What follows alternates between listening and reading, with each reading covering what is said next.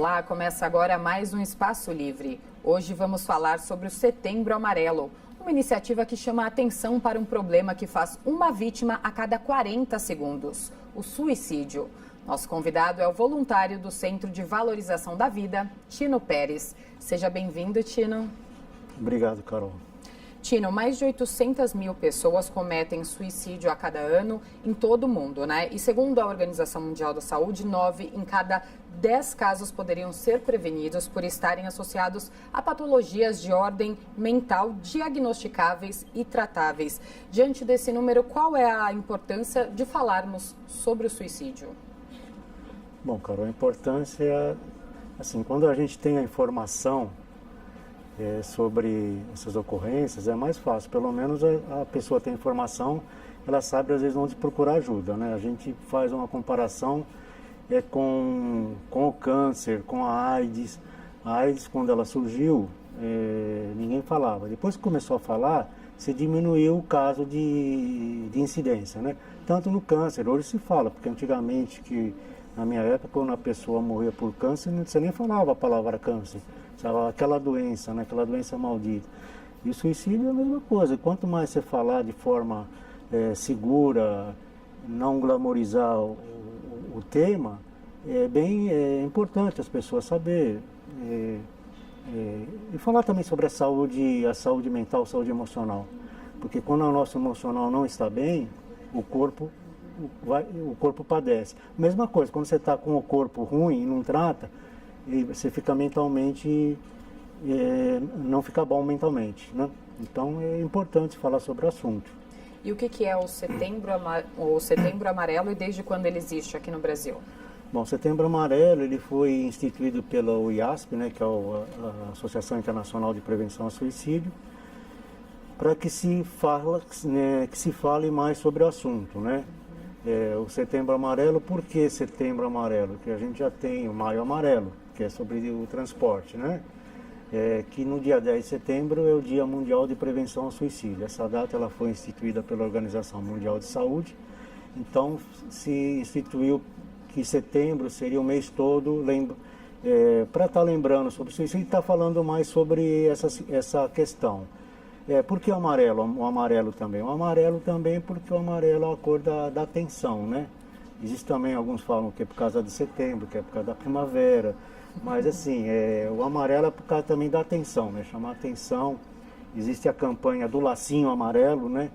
Esse já é uma campanha que já vem anteriormente até o mês de Setembro Amarelo, né? Que foi um rapaz nos Estados Unidos que se suicidou e ele tinha lá um carro amarelo, um Mustang amarelo, ele é conhecido como Mike Amarelo. E a família, para homenagear ele, ou para fazer alguma coisa para que lembrasse que ninguém cometesse isso, instituiu o Lacinho Amarelo. Então o Lacinho Amarelo ele é um pouquinho anterior à campanha. Aqui no Brasil, o Centro de Valorização da Vida, o CVV, a Associação Brasileira de Psiquiatria e o Conselho Federal de Medicina trouxeram isso em 2014, que começou timidamente em Brasília, né? 2015 já melhorou, 2016 já foi muito grande e esse ano a gente está esperando que seja maior ainda, que tem várias atividades acontecendo no Brasil todo referente à campanha Setembro Amarelo. Quais atividades serão realizadas aqui em São Paulo? Bom, aqui em São Paulo, na cidade de São Paulo, nós vamos ter aqui no dia 11 de setembro, na Câmara Municipal, vai ter um seminário Setembro Amarelo, vamos conversar sobre prevenção do suicídio. Vamos ter 4 profissionais aí que são gabaritados na área de prevenção ao suicídio, inclusive com pessoas que entendem sobre luto, falar de luto sobre criança, como que eu devo falar isso para uma criança. Vamos ter pessoas falando do suicídio em si mesmo, a questão do jovem também vão estar falando. Vamos ter uma pessoa que vai falar da pós-venção ao suicídio, né? O que é a pós-venção? A pós-venção que a gente fala é quando uma pessoa se suicida, né? Ele tem uma família, isso impacta na família. Tem um impacto aí de 6 a 10 pessoas, essas pessoas são impactadas, vai ter um profissional falando sobre esse tema também, sobre essa temática. No dia 10, que é um domingo, que é o Dia Mundial de Prevenção ao Suicídio, a gente vai estar promovendo uma caminhada e uma pedalada lá na Avenida Paulista, a partir das 10 horas da manhã O encontro vai ser na esquina da Paulista com a Brigadeiro. A gente vai caminhar no sentido da Praça do Ciclista, né? Então a gente vai estar lá com um pessoal bem grande também fazendo essa caminhada. E no dia 14, que é uma quinta-feira, o pessoal aqui da Ação Local Barão, que tem a caminhada noturna, eles em setembro eles oferecem um dia para o CVV fazer uma caminhada. Então aqui no centro, em frente ao Teatro Municipal, a partir das 20 horas. A gente pede quem puder ir de amarelo, se não tiver com uma camisetinha branca, para a gente estar fazendo essa caminhada. E Tino, quais são os principais mitos, né, que cercam esse assunto que nós, como sociedade, podemos fazer para desmistificar os preconceitos? Bom, um dos mitos que a pessoa fala, quem fala que vai se suicidar não faz, né? Acredite que faz. Ele pode, no primeiro momento, ele pode estar querendo chamar atenção, né? Aí ele tenta, ele não consegue, mas uma hora ele vai tentar de novo. E uma hora ele erra, como a gente fala, ele erra a mão, né? E aí aconteceu o fato, né? Então esse é um dos principais mitos que as pessoas falam, né? Que o cachorro que late não morde, né? No caso do suicídio acontece mesmo, né? Outra coisa que precisa se tratar bem é o caso da psicofobia, né? Porque quando você fala alguma coisa sobre doença mental ou doença emocional, a pessoa já te olha com os olhos e fala, pô, essa pessoa ela é louca, maluca, né? Então já começa a questão do bullying, né? Tem uma série de coisas que envolvem isso. Então é importante a gente, quando a pessoa está nesse processo, né? Que é um processo que ele pode ser social, pode ser médico, psicológico, a gente tratar essa pessoa com um carinho, acolher, né? A palavra certa é acolher. Uma palavra amiga, às vezes você pode estar salvando uma vida. E Tino, qual que é a sua avaliação, né, sobre como o suicídio é tratado aqui no país? Você acha que falta abordar ainda esse assunto nas escolas e até dentro de casa mesmo? O suicídio, por ser tabu, né, ele é um tabu tanto social, ele é um tabu religioso, né? Então ele não é falado. O importante de você falar ele de forma consciente, respeitosa, quem se suicida ele não é nem herói e nem covarde. Ele é uma pessoa que está com um problema momentâneo e ele não sabe resolver esse problema, ele não encontra saída para esse problema. E a única saída que ele vê é o suicídio. Agora, o suicídio é uma saída definitiva, que é para um problema temporário.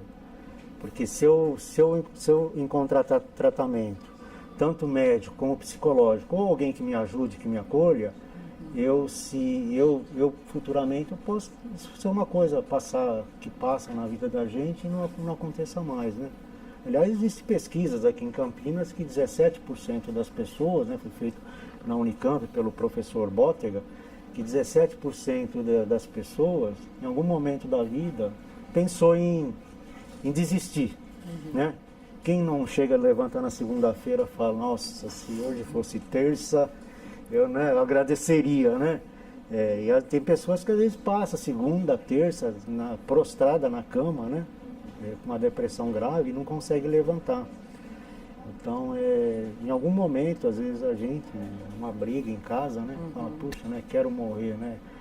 Mas isso às vezes é inconscientemente, mas às vezes a gente expressa essa coisa de querer morrer, de que algumas pessoas, elas são fragilizadas e elas levam isso para frente, né?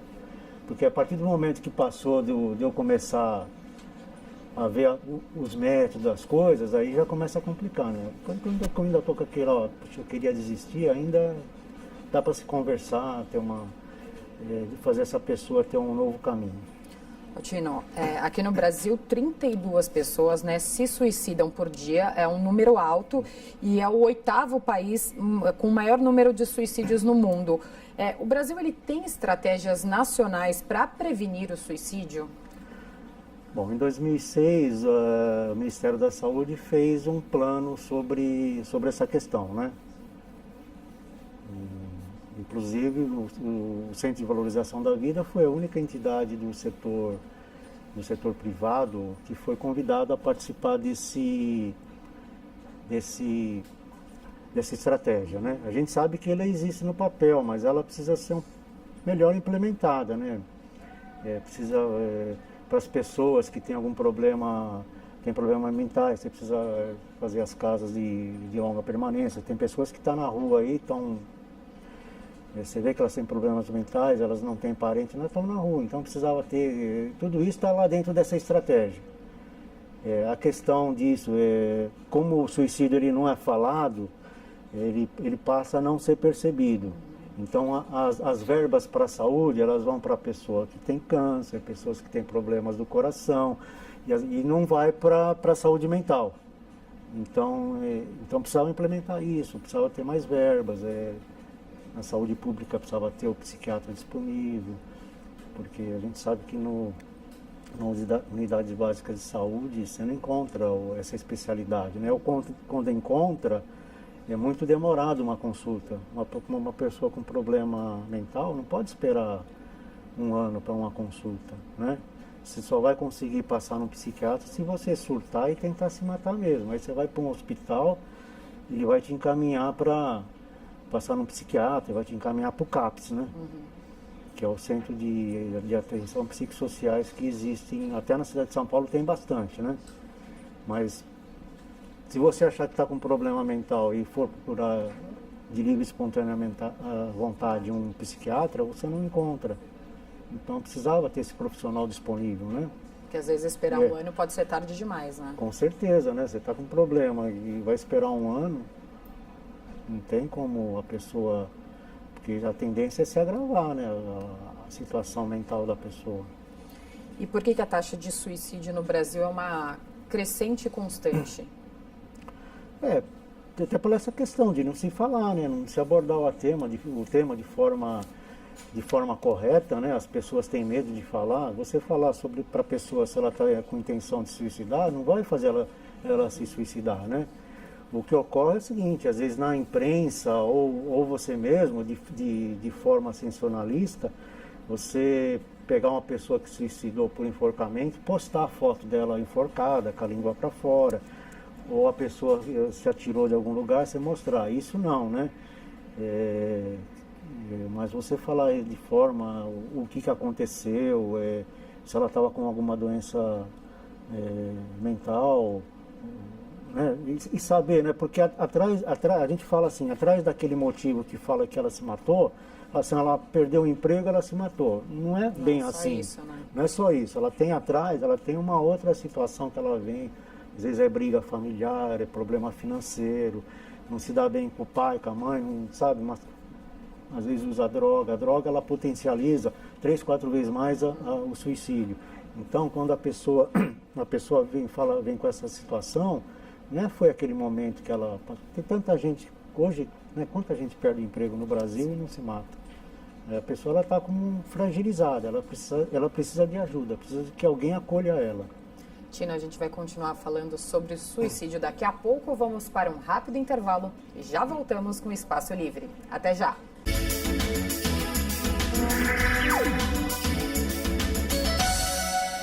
De volta com o Espaço Livre, hoje sobre o Setembro Amarelo de Combate ao Suicídio.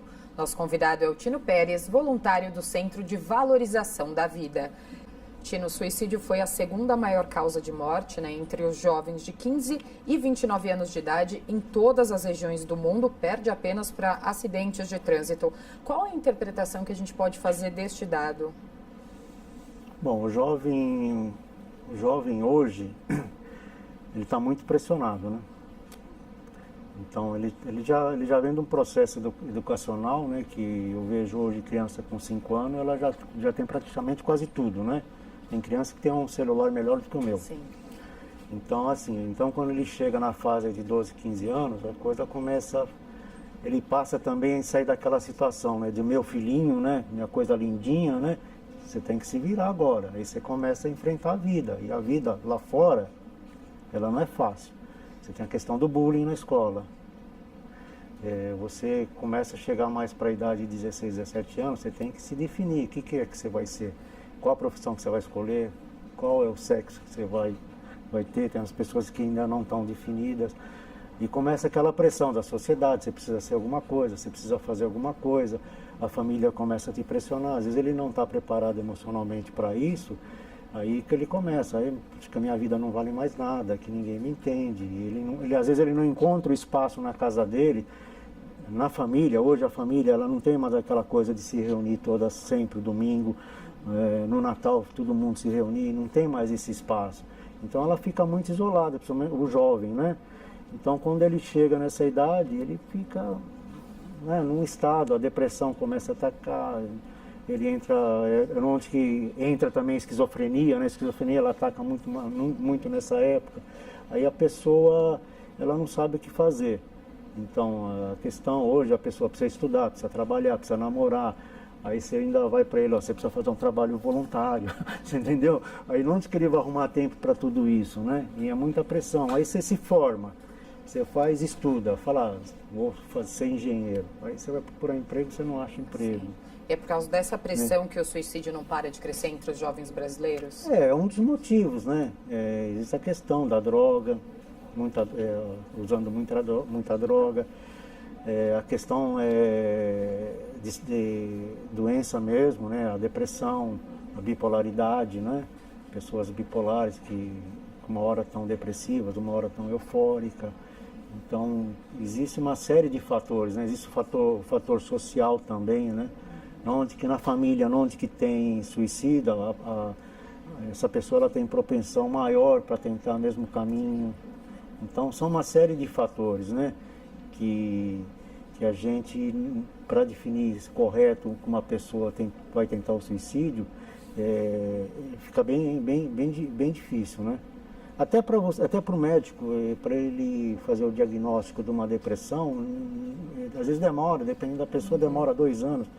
Aí você vai receitar remédio, até o remédio fazer efeito, às vezes não faz efeito, às vezes faz mal, você tem que trocar. Então demora um montão de tempo para a pessoa se tratar, né?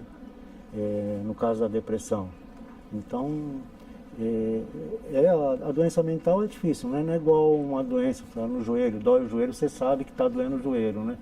Às vezes a pessoa está com... Tem pessoas na sociedade que elas estão com depressão e elas não sabem, elas estão com um mal-estar. A maior parte das pessoas não sabe, né? Então trabalha naquilo que não gosta, entendeu? Aí ela vai trabalhar, ela vai forçada, chegar lá, é um problema, ela não aguenta mais o chefe, não aguenta mais os colegas.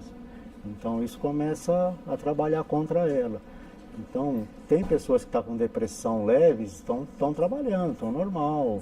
Ela vai numa festa, ela está lá na festa, mas para ela não está nem se divertindo, né? Então o importante é a pessoa saber das informações e se cuidar, procurar. Se ela não está bem emocionalmente, procura ajuda. Você vê também fala assim, ó, não está bem, procura ajuda médica. O importante é você ver com o médico o que está ocorrendo, né? Tina, é difícil então investigar e identificar o comportamento suicida, mas no caso das famílias, tem como elas identificarem alguns sinais? Tem. Essa pessoa antes era alegre, gostava de ficar com os amigos, ela começa a se retrair. O jovem que ia bem no estudo, está mal no estudo, cai o rendimento escolar. No emprego a mesma coisa, a pessoa está bem, daqui a pouco cai o rendimento no trabalho. A pessoa fica muito isolada. Pessoas que chegam, tem pessoas que quando já está na fase final para cometer o suicídio, elas pagam todas as contas, deixam tudo certinho, né? Nossa. Deixam tudo explicadinho para a família. Então, assim, mas tem esses casos, assim, de você ver, às vezes a pessoa, é que a gente não está treinado. Sim. A gente não está treinado para ver isso. A gente começa a perceber depois. Depois eu começo a perceber, puxa, eu vi que ela não estava legal, eu podia ter parado 2 minutos e conversado com ela. Aí eu não converso com ela, ela comete suicídio. Aí o que acontece? O pai, a mãe ou quem é lá da família fica impactada, né? Aí fica com a culpa. Aí o cara fica com culpa. Aí ele fala, puxa, eu podia ter visto, não falei com ela, eu podia ter ajudado. A culpa, a raiva, né? sei lá, uma esposa que perde o marido pelo suicídio e deixa ela com 2, 3 crianças, como é que eu vou cuidar dessas crianças? Como é que eu vou falar isso para essa criança que o pai não quis continuar vivendo, não quis cuidar delas, né? Isso num futuro não muito longo, aí quando ela chegar a 15, 20 anos, ela vai começar a questionar, né? Por que meu pai não, né, se matou? E às vezes ela não sabe, às vezes ela vai saber dessa história do suicídio só nessa época. Sim. Aí começa um questionamento, procurar o porquê. E como não se fala muito, você fica com aquilo dentro, né? O que é importante pra gente é a gente falar, porque quando a gente fala, a gente começa a se organizar melhor dentro da gente. Aquela coisa começa a fazer sentido. Quando eu começo a falar com você, você começa a interagir comigo, eu começo a me ouvir, entendeu? Aquela questão de me ouvir, porque às vezes nós não se ouvimos.